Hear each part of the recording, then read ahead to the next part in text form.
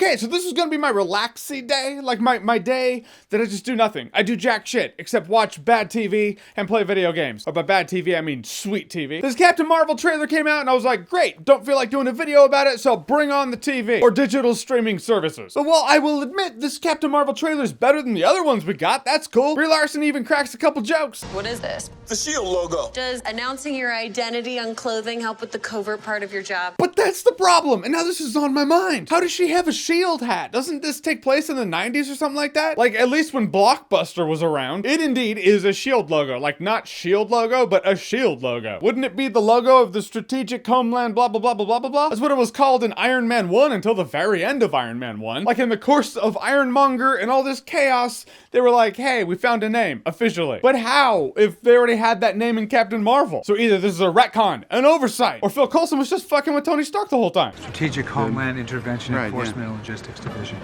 God, you need a new name for that. Yeah. But you're just not cool enough for me to tell you we've been calling it S.H.I.E.L.D. for decades. You gotta earn that shit. That's strange. I don't know why. This is just kind of plaguing my mind. I guess I have nothing better to do. Like, is this the first MCU movie to do this? Like, Howard Stark was said to be a founding member of S.H.I.E.L.D. We saw Hank Pym work for S.H.I.E.L.D. and Ant-Man, and that was clearly way before Ant-Man. 80s, probably? But did they call it S.H.I.E.L.D. then? That's my question, because they always retrospectively call it S.H.I.E.L.D., but in these scenes that take place in the past, was it ever called S.H.I.E.L.D.? For the life of me, I can't remember. Because if not, this is the first time it's happened. It's like a retcon. That's a big retcon. Actually, it's pretty trivial in the grand scheme of things. But what really matters is when did they come up with that name? S.H.I.E.L.D. I was thinking the other day, they say Captain Marvel is the most powerful of the Avengers, right? That's a pretty high bar. So in this movie, they have to actually show that that's the case. We can't have someone in our world, like producers, say, oh, by the way, she's the strongest and not show it. And judging by the metric, where the MCU has set that bar best I can figure, she has to do something more powerful than taking a dying star to the chest. Because if she doesn't take a dying star to the chest or something greater,